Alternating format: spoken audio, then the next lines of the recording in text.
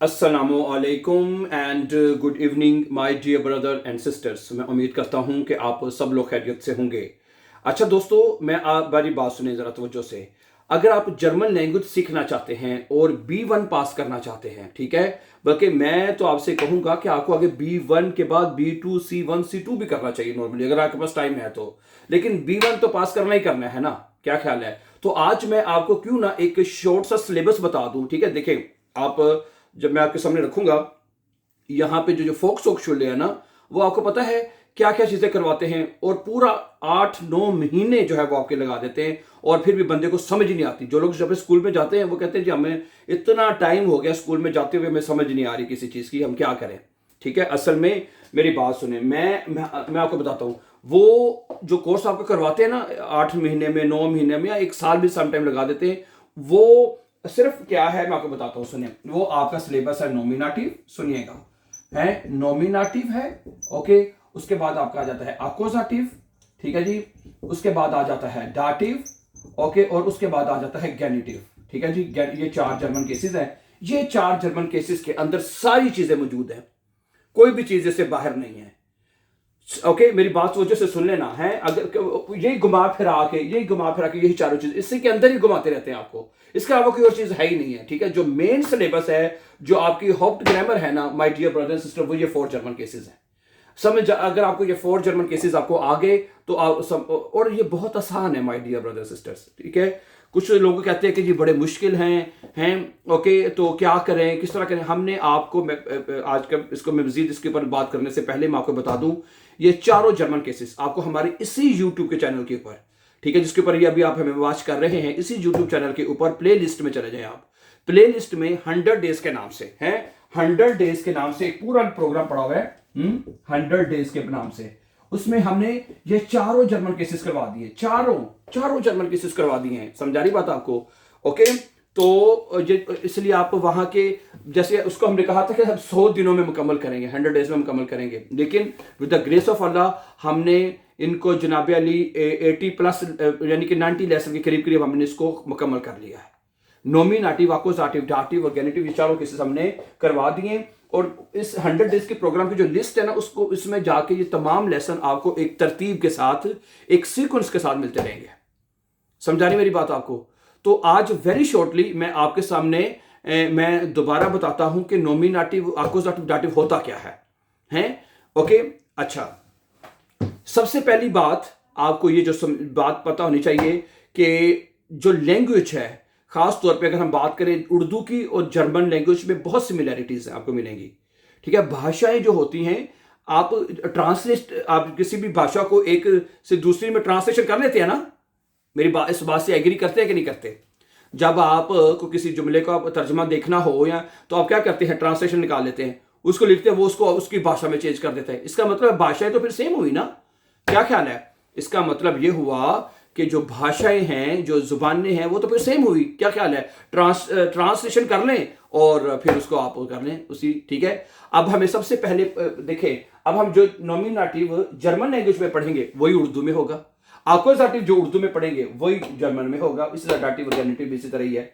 समझा रही मेरी बात आपको? और एक बात बताऊं, ये जो गेनिटिव जो केस है ना, ये सबसे ज्यादा हम घरों में बोलते हैं।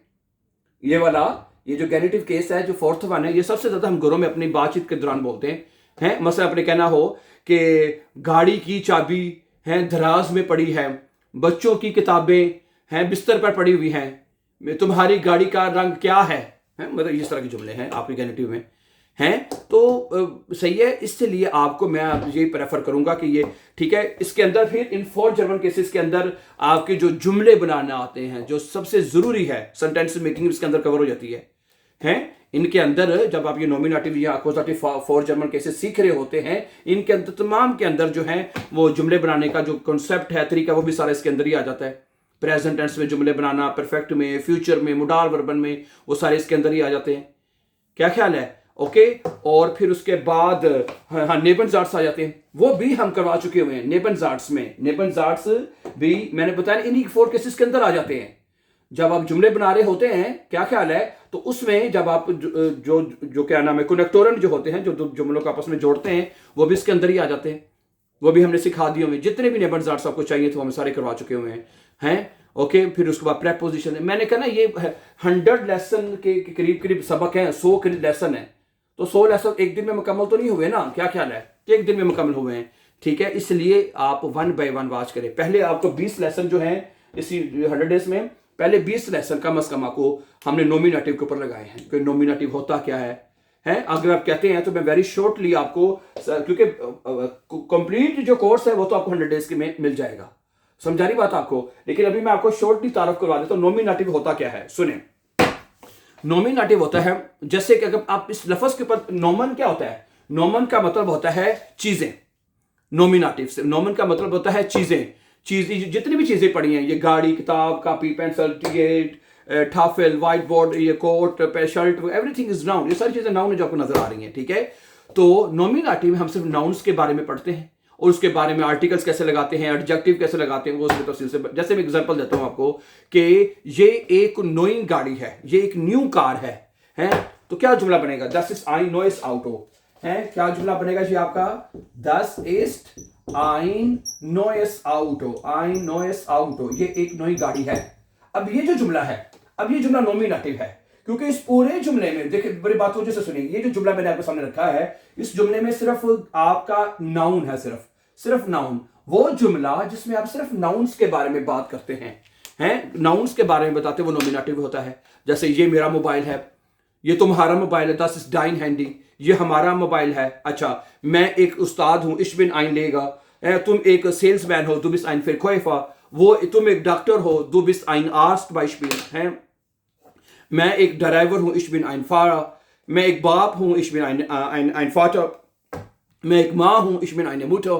तो this is nominative, this is nominative, जिसमें आप जिसमें आप नाउन्स के बारे में जिस बता रहे होते हैं। समझ आ रही बात है? उसकी पहचान क्या होती है मैं फिर बताऊंगा कि इसको तफसील से जाके 1 बाय 1 जाके वाच करें 100 डेज के, ठीक है। उसके बाद फिर अकोजाटिव क्या होता है? अकोजाटिव किसी भी जुबान में, चाहे उर्दू ले लें या हिंदी ले लें या आप डॉइच ले लें, अकोजाटिव हम कब बोलते हैं? अकोजाटिव तब बोला जाता है जब कोई एक्शन हो रहा हो, कोई काम हो रहा हो, वो अकोजाटिव होता है।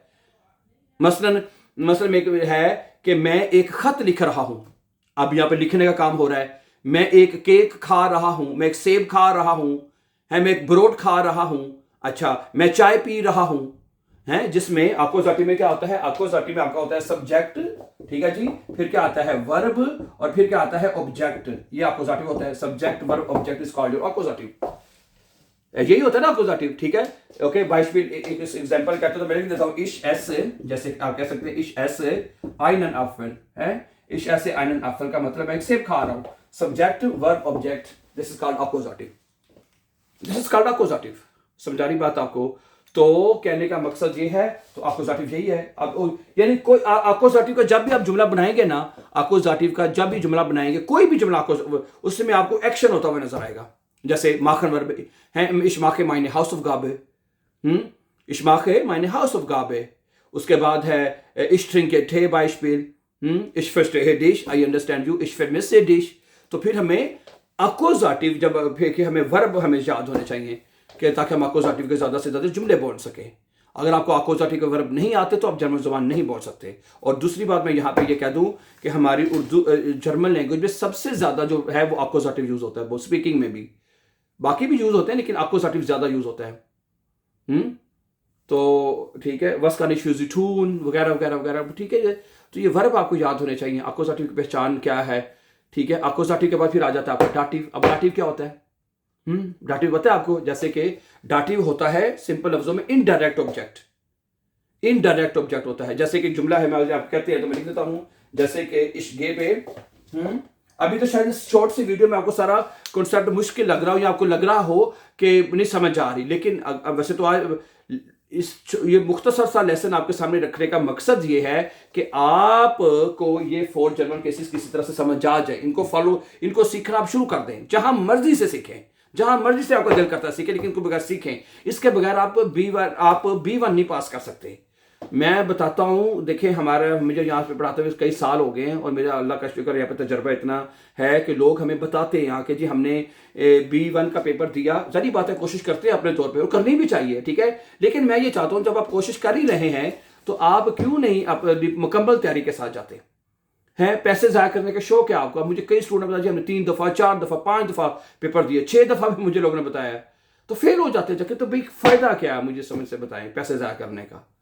ठीक है, जहां से दिल करता है इस मैं ये नहीं चाहता कि आप, और टाइम अलहदा ज़ाया होता है, क्या ख्याल है, और टाइम इसके अलावा ज़ाया होता है, तो ये आप ना करें, अपना टाइम भी ज़ाया ना करें, पैसे भी बचाएं। ठीक है, आप को जहां से दिल करता है सीखें, इसके बगैर नहीं जाना चाहिए।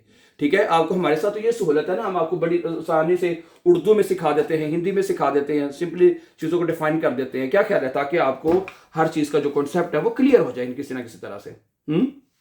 ठीक है, ओके। तो फिर मैं ये बताऊं कि ठीक है, आप अगर आपके ज़हन में ये सवाल आ रहा हो जी हम स्कूल में जाके सीख लेंगे और स्कूल में हमें सब कुछ आ जाएगा, ठीक है, वहां पे जाके कोशिश करनी चाहिए। ठीक है, और वो भी मैंने आपको शुरू में बताया कि वो भी यही चीजें करवाते हैं, इसके अलावा बाहर वो नहीं जाते। ओके, B1 का जो सिलेबस है, B1 का जो आपका कोर्स है वो सिर्फ यही है, यही कोर्स है आपका, इसके अलावा कोर्स है ही नहीं है। नॉमिनेटिव के जुमले आपको बनाने आने चाहिए, आपको अज़ाटिव डाटिव, इसके अलावा जुमले और आपको है ही नहीं। जब आपको इनकी समझ आ जाती है तो आप कहते हैं हाँ यार मुझे जर्मन लैंग्वेज की समझ आ गई, जर्मन लैंग्वेज है क्या। मेरी बात समझ आ रही है आपको? Thank you. ठीक है, तो बाकी तफसील से सीखने के लिए मैं फिर आपको मैं आपको हमेशा मोटिवेशन देना चाहता हूँ और मोटिवेट करना चाहता हूँ आपको कि आप सीखें। ठीक है, आप क्या करें, आप इस 100 डेज ये प्ले लिस्ट का तो पता ही होता है ना, प्ले लिस्ट बनाई होती है ताकि उसमें तमाम लेसन एक सीक्वेंस के साथ आपको मिले। ठीक है, प्ले लिस्ट में जाएं, उसमें लेसन नंबर पहले नॉमिनेटिव के लेसन है, फिर एक्कुसाटिव डाटिव, फिर गेनिटिव के हैं, उसको तरतीब के साथ सीखें। हैं, रोजाना का एक लेसन वॉच करें, उसको गौर से समझें, उसके नोट्स बनाएं, कॉपी पे लिखें। हैं, फिर उसको लेसन नंबर 2 जब नॉमिनेटिव मुकम्मल हो जाएगा, हाँ जी आप फिर एक्कुसाटिव के ऊपर आ जाएं। ठीक है, तो आई होप कि आपको ये कॉन्सेप्ट क्लियर हो जाएंगे इंशाल्लाह। ठीक है, इसके अलावा भी हमने आपसे ये कहा है कि समटाइम कुछ चीज़ें मुश्किल होती हैं, नहीं समझ आती बंदे को। ठीक है, ओके, हमारी टीम आपके कमेंट्स पढ़ती है, आप कमेंट में ज़रूर लिखें कि जी मैंने आपका लेसन नंबर ये वॉच किया है, उसमें मुझे एडजेक्टिव की समझ नहीं आ रही, पर्सनल प्रोनोमेन की समझ नहीं आ रही है, डाटिव की पहचान की समझ नहीं आ रही। कोई भी सवाल आपका हो, आपका इससे रिलेटेड कोई भी सवाल हो, आप हमें ज़रूर लिखें और हम आपको रिप्लाई भी करेंगे इंशाल्लाह। ठीक है, thank you very much for watching and before going, और जैसा कि आप जानते हैं कि आजकल हम वोकेबलरी सीख रहे हैं। ठीक है, रोजाना का कल भी लेसन अपलोड हुआ था, तो ठीक है, तो इसलिए इंशाल्लाह उसके लेसन जो हम कंटिन्यू रखेंगे। ठीक है, तो thank you very much for watching and before going please for upcoming important lesson don't forget to subscribe. Always be happy and have a nice time.